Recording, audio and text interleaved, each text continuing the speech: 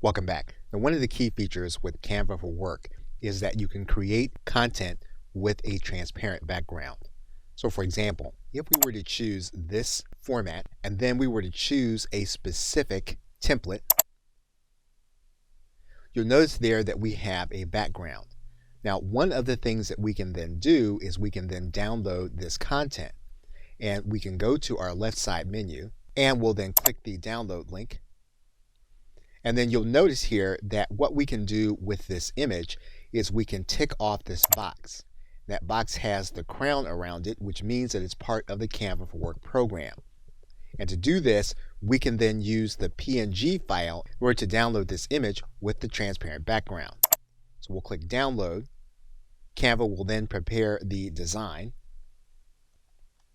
We'll then get our design on our hard drive, and we can then analyze the image. And you'll notice here that the image no longer has the background within it.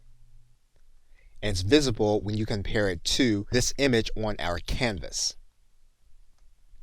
Okay, so with that, thanks, and I will see you in another video.